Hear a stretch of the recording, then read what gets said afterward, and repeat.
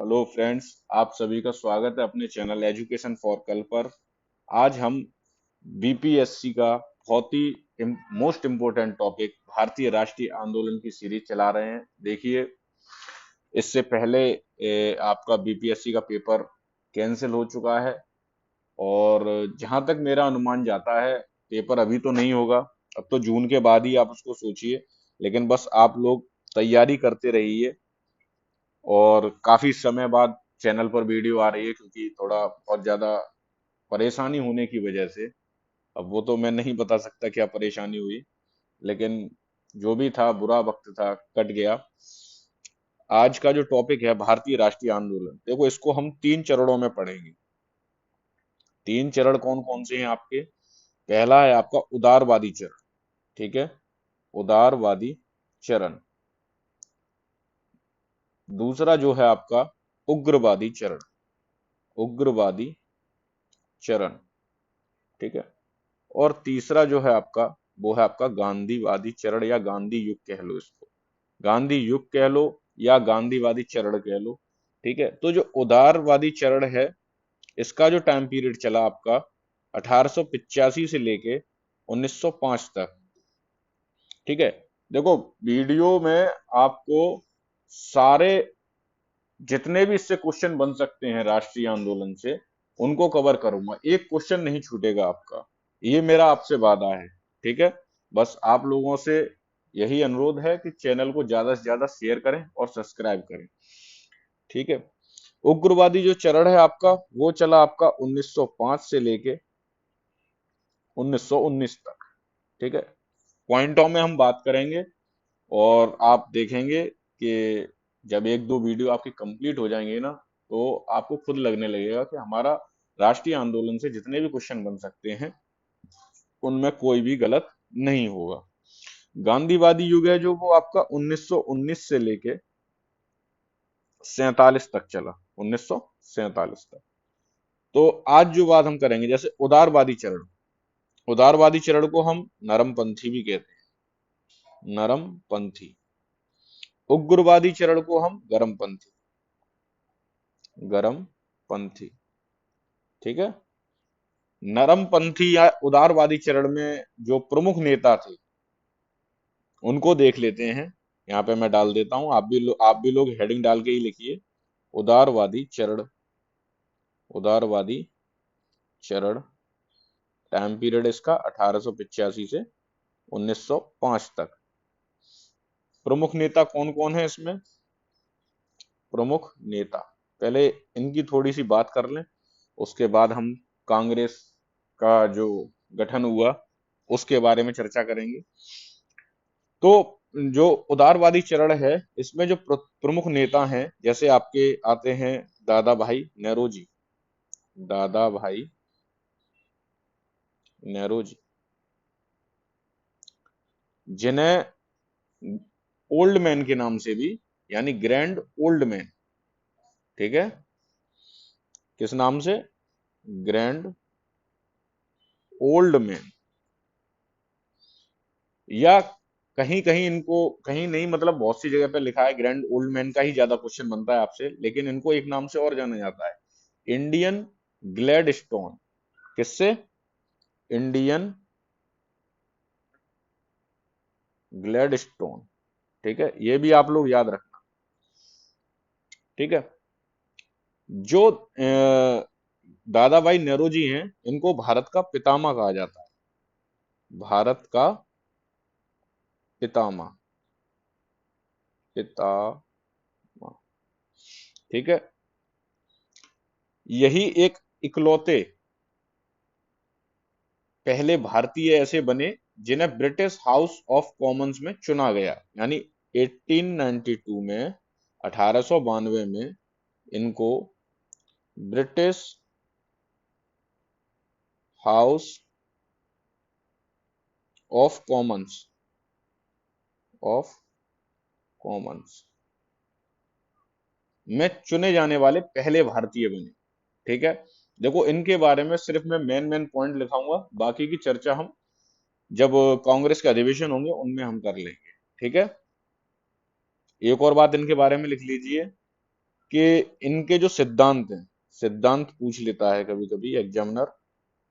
तो सिद्धांत क्या है इनका? Drain of wealth, drain of wealth, और धन के बहिर्गमन का सिद्धांत, धन के बहिर्गमन, ठीक है, बहिर्गमन का सिद्धांत। अगर डिटेल में पढ़ना आपको अच्छा लगे तो प्लीज ज्यादा से ज्यादा शेयर करें। न्यू चैनल है, अभी कुछ परेशानी की वजह से मैं इस पर काम नहीं कर पा रहा था। अब दोबारा आप लोगों के सहयोग से कोशिश करेंगे दोबारा फिर से उठने की, ठीक है। इनकी एक बुक और पूछी जाती है, बुक लिख लीजिए, poverty and un British rule, un British rule in India, ठीक है। तो ये था दादा भाई नेहरू के बारे में, जो प्रमुख नेताओं में आते हैं, किसमें? उदारवादी चरण के प्रमुख नेताओं में आते हैं। दूसरा नाम आता है हमारा, आप इस पे नंबर जरूर डाल लीजिए, पहले दादा भाई नेहरू जी, दूसरे हैं फिरोज शाह मेहता, फिरोज शाह मेहता, ठीक है। फिरोज शाह मेहता को मुंबई का बादशाह कहते हैं। क्या कहते हैं?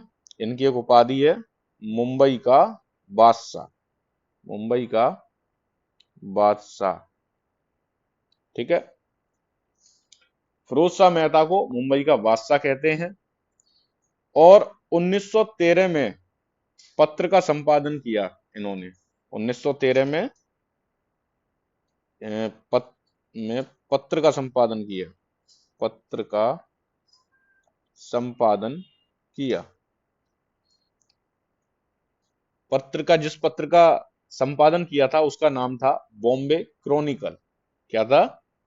बॉम्बे, लिख दे रहा हूं मैं, बॉम्बे क्रॉनिकल, क्रॉनिकल, ठीक है। अब आपने पढ़ा दादा भाई नेहरू जी के बारे में, फिरोज शाह मेहता के बारे में, ठीक है। दूसरे हैं आपके गोपाल कृष्ण गोखले, सॉरी तीसरे हैं आपके गोपाल कृष्ण गोखले।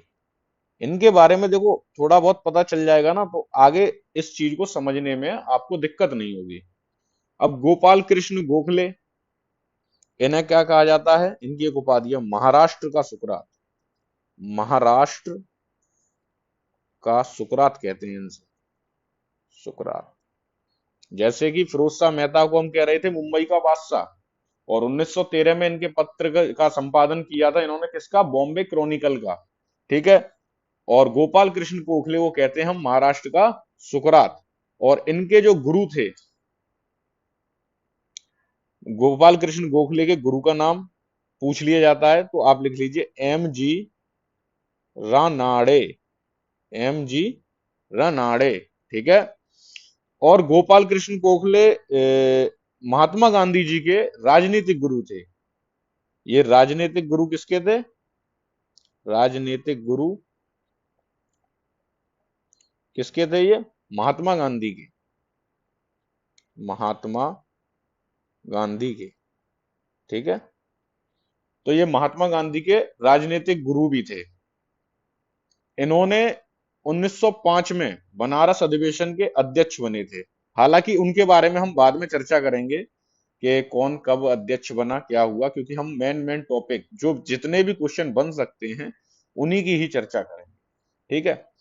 तीसरा नाम, चौथा नाम देखिए, बदरुद्दीन तैयब जी, बदरुद्दीन, अरे यार, बदरुद्दीन तैयब जी, ठीक है। बदरुद्दीन तैयब जी, ये जो है इंडियन कांग्रेस के, यानी कांग्रेस के अधिवेशन के पहले मुस्लिम अध्यक्ष थे, है ना, पहले मुस्लिम अध्यक्ष, पहले मुस्लिम अध्यक्ष। किस अधिवेशन में थे ये? 1887 वाले में, 1887 कांग्रेस अधिवेशन, ठीक है, यहाँ पे लिख दीजिए INC करके, इसके अधिवेशन 1887 अधिवेशन में थे, ठीक है। तो ये तो हमने चर्चा की। और भी लोग थे जैसे कि आपके सुरेंद्र नाथ बैनर्जी, इनका भी नाम लिख लीजिए, काफी इंपॉर्टेंट है।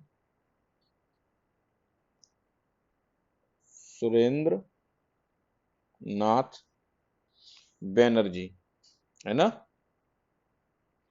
बैनर्जी। जो सुरेंद्र नाथ बैनर्जी हैं, इनकी एक उपाधि है, इन्हें कहा जाता है बिना ताज का बादशाह, बिना ताज का बादशाह। सुरेंद्र नाथ बैनर्जी को क्या कहा जाता है? बिना ताज का बादशाह। और पहले भारतीय थे जिन्हें सिविल सेवा में चुने जाने वाले, चुने गए पहले भारतीय, ठीक है। और इन्होंने, इनका एक मोस्ट इंपोर्टेंट फैक्ट और लिख लीजिए आप, 1877 में 1877 में इंडियन एसोसिएशन की स्थापना की। किसकी? इंडियन एसोसिएशन की स्थापना की। यहां तक आपको काफी अच्छे से समझ में आ गया होगा, ठीक है। सुरेंद्र नाथ बैनर्जी, जिन्हें बिना ताज का बादशाह कहा जाता है, सिविल सेवा में चुने गए पहले भारतीय थे, और 1877 ईस्वी में इंडियन एसोसिएशन की इन्होंने स्थापना की। दूसरे थे हमारे बदरुद्दीन तैयब जी, जो पहले मुस्लिम अध्यक्ष बने थे 1887 इंडियन नेशनल कांग्रेस के अधिवेशन में, ठीक है। एक हैं गोपाल कृष्ण गोखले, जिन्हें महाराष्ट्र का सुकरात, इनके गुरु थे MG रनाडे। और राजनीतिक गुरु किसके थे? ये महात्मा गांधी के। कौन? गोपाल कृष्ण गोखले। फिरोज शाह मेहता, मुंबई का बादशाह, 1913 में पत्र का संपादन किया, किसका? बॉम्बे क्रॉनिकल का। दादा भाई नेरोजी, जिन्हें ग्रैंड ओल्ड मैन के नाम से जाना जाता है, या इंडियन ग्लैडस्टोन के नाम से, या भारत का पितामह, 1892 ईस्वी में ब्रिटिश हाउस ऑफ कॉमन्स में चुने जाने वाले पहले भारतीय थे। और इनके सिद्धांत था ड्रेन ऑफ वेल्थ, या धन के बहिर्गमन का सिद्धांत। इनकी बुक काफी पूछी जाती है, poverty and un British rule in India, ठीक है। तो ये थे हमारे उदारवादी चरण के कुछ प्रमुख नेता। इसके बाद कहानी स्टार्ट होती है भारतीय राष्ट्रीय कांग्रेस की। इसके बारे में अब हम थोड़ा चर्चा करते हैं डिटेल में। सभी लोग हेडिंग डाल लीजिए, भारतीय राष्ट्रीय कांग्रेस। पूरी कोशिश यही की जाएगी कि आपका एक भी टॉपिक ना छूटे, ठीक है। तो जिस टाइम भारतीय राष्ट्रीय कांग्रेस की स्थापना हो रही थी, तो पहला क्वेश्चन यही बन जाता है, वायसराय कौन था? वायसराय कौन था उस टाइम? तो उस टाइम जो वायसराय था वो था लॉर्ड डफरिन, ठीक है, लॉर्ड डफरिन। लॉर्ड डफरिन का जो टाइम पीरियड चल रहा था वो था 1884 ईस्वी से 88 तक, ठीक है, 84 से 88 तक। भारतीय राष्ट्रीय कांग्रेस के समय वायसराय कौन था? आपका लॉर्ड डफरिन। भारतीय राष्ट्रीय कांग्रेस की जो स्थापना हुई थी, इसकी स्थापना के बारे में थोड़ा डिटेल में लिख लीजिए, स्थापना। तो इसकी स्थापना हुई थी हमारी 28 दिसंबर 1885 ईस्वी में, 28 दिसंबर 1885 ईस्वी में।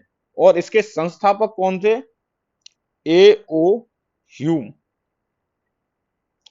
या इनका पूरा नाम अगर कोई लिखना चाहे तो एलन ऑक्टेन ह्यूम, ठीक है, एलन ऑक्टेन ह्यूम इसके संस्थापक थे, संस्थापक, ठीक है। जो एलन ऑक्टेन ह्यूम थे, ये इन्हें हर्मिट ऑफ शिमला के नाम से जाना जाता है, हर्मिट ऑफ शिमला, ठीक है। जितने भी क्वेश्चन बन सकते हैं पूरे। निवासी कहाँ के थे ये? निवासी, तो ये निवासी थे भैया स्कॉटलैंड के, स्कॉटलैंड के निवासी थे। हर्मिट ऑफ शिमला के नाम से इन्हें जाना जाता है। इनकी एक पत्रिका थी, जनता के मित्र। पत्रिका के बारे में भी आप लोग लिख लीजिए, पत्रिका थी जनता के मित्र, जनता के मित्र। जितने क्वेश्चन बन सकते हैं उतने सारे मैं इनके बारे में बताऊंगा। एलन ऑक्टेन ह्यूम को भारत में पक्षी विज्ञान के जनक के रूप में भी जाना जाता है। भारत में किसके? पक्षी विज्ञान के जनक, पक्षी विज्ञान के जनक। ठीक है। और भारत में एक और थे जिसके ऊपर देखो, आप लोगों को याद है पिक्चर बनी थी, रोबोट, शायद रोबोट है, जिसमें वो पक्षियों से बहुत ज्यादा प्रेम करते थे। तो उनके बारे में आप लोग मुझे कमेंट में बताइए उनका नाम क्या था। इतना आपको एक हिंट के तौर पे इतना बता दे रहा हूँ, वो एक मुस्लिम थे। ठीक है। उनका नाम जल्दी से आप लोग मुझे कमेंट करके बताइए। ठीक है। तो ये तो थी भारतीय राष्ट्रीय कांग्रेस के बारे में जानकारी कि इसकी स्थापना 28 दिसंबर 1885 में, संस्थापक थे एलन ऑक्टेन ह्यूम। ठीक है। एलन ऑक्टेन ह्यूम निवासी कहाँ के थे? स्कॉटलैंड के, जिन्हें हर्मिट ऑफ शिमला भी कहा जाता है। इनकी एक पत्रिका थी जनता के मित्र, और इन्हें भारत में पक्षी विज्ञान के जनक के रूप में जाना जाता है। ठीक है। जो स्थान था, यानी किस स्थान पर इसकी स्थापना हुई, तो स्थापना हुई थी इसकी Gokul Das Tejpal Tejpal Sanskrit college Gowalia tank Mumbai, Gowalia tank Mumbai. ठीक है। जो हमारी कांग्रेस की, भारतीय राष्ट्रीय कांग्रेस की जो स्थापना हुई थी 28 दिसंबर 1885 को, कहां पर? Gokul Das Tejpal Sanskrit college Gowalia tank Mumbai. ठीक है। इसके जो प्रथम अध्यक्ष जो बने, वो थे हमारे व्योमेश चंद्र बैनर्जी। तो प्रथम अध्यक्ष जो बने थे वो थे व्योमेश चंद्र बैनर्जी। ठीक है। और जो पहला अधिवेशन हुआ था, उस पहले अधिवेशन में सदस्य कितने थे? तो सदस्य कितने शामिल हुए थे वो भी आप लोग लिख लीजिए। सदस्य इसमें शामिल हुए थे 72। कितने? 72 सदस्य शामिल हुए थे, जो आपके 5 प्रांतों से आए थे। 5 प्रांतों से आए थे। तो आपके 5 प्रांतों से आए हुए सदस्य जो थे इंडियन नेशनल कांग्रेस के, तो वो थे मुंबई, मद्रास। आप लिख लीजिए उनको एक एक करके। बंबई, मद्रास, ठीक है, पंजाब, अवध, और लास्ट आपका बंगाल। ठीक है। देखो, पूरा डिटेल में पढ़ाते हुए चल रहे हैं। अगर इससे भी ज्यादा अगर कुछ पूछे, ज्यादा से ज्यादा डिटेल में अगर जा सकता है तो पूछ सकता है किस किस प्रांत से कितने कितने सदस्य थे। तो आप लिखना चाहें तो लिख लें, वैसे इतना डिटेल में तो नहीं पूछेगा। फिर भी आप अपनी जानकारी के लिए, मुंबई से 38 सदस्य थे। मुंबई से कितने थे? 38 सदस्य थे। आपके मद्रास से 21 सदस्य थे। आपके मद्रास से 21 सदस्य, पंजाब से 3, बंगाल से आपके 3 सदस्य, और अवध से आपके 7 सदस्य। ठीक है। तो 38, 21, 3, 3 और 7, यानी टोटल 72 सदस्य थे जब आपका पहला अधिवेशन हुआ था। और पहले अधिवेशन की अध्यक्षता किसने की? व्योमेश चंद्र बैनर्जी ने, जिसमें 72 सदस्य थे। इंडियन नेशनल कांग्रेस की स्थापना कब हुई? 28 दिसंबर 1885 की। इसके संस्थापक कौन थे? Allan Octavian Hume. ठीक है। जो स्कॉटलैंड के निवासी थे। ठीक है। तो ये इतनी जानकारी थी आपकी भारतीय राष्ट्रीय कांग्रेस के बारे में। अब इसका नामकरण जो था, पहले 1884 में एक संघ बना, 1884 में एक संघ बना। ठीक है। जिसे भारतीय राष्ट्रीय संघ के नाम से जाना जाता था। किससे? भारतीय राष्ट्रीय संघ। फिर क्या हुआ भैया? दादा भाई नौरोजी के द्वारा संघ की जगह कांग्रेस रख दिया गया। ठीक है, यानी दादा भाई नौरोजी कौन, जो हमारे ग्रेट ओल्ड मैन थे, ठीक है, जिन्हें ओल्ड मैन के नाम से जाना जाता है, तो उन्होंने दादा भाई नौरोजी द्वारा, दादा भाई नौरोजी द्वारा संघ की जगह, संघ की जगह कांग्रेस,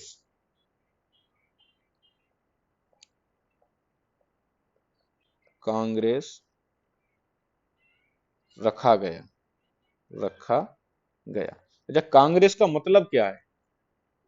कांग्रेस का यानी लोगों का समूह। कांग्रेस का मतलब भी आप जान लीजिए, लोगों का समूह। ठीक है, तो ये थी जानकारी पूरी।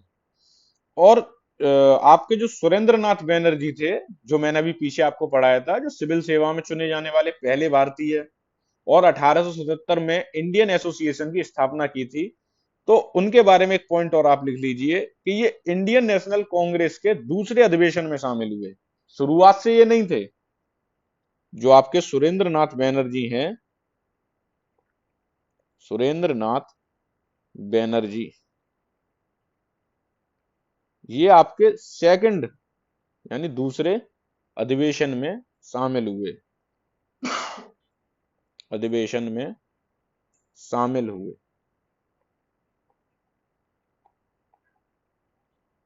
क्लास को ज्यादा लंबा ना करते हुए, आज का जो हमारा पहला पार्ट है, मैं आशा करता हूं आपको नरमपंथी के बारे में अच्छे से समझ में आया हो। अब इसके बारे में हम अगली क्लास में चर्चा करेंगे। बस अब आपको बता दूंगा, यहीं से अधिवेशन स्टार्ट हो जाएंगे, कांग्रेस के जो महत्वपूर्ण अधिवेशन होंगे। तो पहले आप उन प्रमुख 4 अधिवेशन के बारे में और जान लीजिए, उसके बाद हम अगले अगले दिन डिटेल में उसकी चर्चा करेंगे। जैसे कि आपका पहला, कांग्रेस की स्थापना हुई 28 दिसंबर 1885 को, तो पहला ही अधिवेशन हो गया आपका 1885 में। भैया स्थापना कहां पर हुई थी हमारी? मुंबई में। तो अधिवेशन भी कहां हुआ हमारा? मुंबई में। और आप सभी को बताया था मैंने कि पहला अधिवेशन किसने किया था? व्योमेश चंद्र बनर्जी ने, व्योमेश चंद्र बनर्जी ने। ठीक है, दूसरा अधिवेशन हुआ इसका 1886 में। कहां पर? कोलकाता में, कोलकाता में। ठीक है, और इसका जो इस अधिवेशन की मतलब किसने इसको संबोधित किया था? तो दादा भाई नेहरू द्वारा, दादा भाई नेहरू। फिर आता है आपका तीसरा अधिवेशन 1887 का, जो आपका हुआ था मद्रास में। अब देखो, मैंने आपको पहले ही बताया था कि पहला मुस्लिम अध्यक्ष जो बना था इंडियन नेशनल कांग्रेस का, वो थे बदरुद्दीन तैयब जी। इसीलिए उनको पहले मैं पढ़ा रहा था आपको, बदरुद्दीन तैयब जी। और आपका चौथा अधिवेशन 1888, ये काफी इंपोर्टेंट है, इसलिए मैं इनको लिखा रहा हूं। ये आपका हुआ था प्रयागराज में, प्रयागराज। और इसको किसने की थी? मतलब भारतीय राष्ट्रीय कांग्रेस के इस अधिवेशन को संबोधित किसने किया था? जॉर्ज यूल ने, जॉर्ज यूल। ठीक है, और ये कैसे थे? प्रथम अंग्रेज, प्रथम अंग्रेज। अब इसमें आप कहोगे कि इसमें क्या खास बात है कि आपने ये क्लास खत्म करने से पहले इसके बारे में हमको बताया। तो इसमें खास बात ये है कि ये तो व्योमेश चंद्र बनर्जी हिंदू वर्ग को, ठीक है, हिंदू वर्ग का प्रतिनिधित्व कर रहे थे। दादा भाई नेहरू जी आपके पारसी थे, तो ये पारसी लोगों का। बदरुद्दीन तैयब जी मुस्लिम लोगों का, है ना। इस प्रकार मुस्लिम लोगों का कर रहे थे। और जॉर्ज यूल प्रथम अंग्रेज अध्यक्ष बने थे।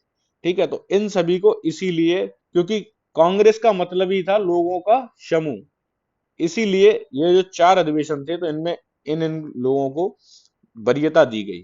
ठीक है, क्लास अच्छी लगी हो तो ज्यादा से ज्यादा शेयर करें। नेक्स्ट वीडियो के लिए चैनल को जरूर सब्सक्राइब करें। धन्यवाद।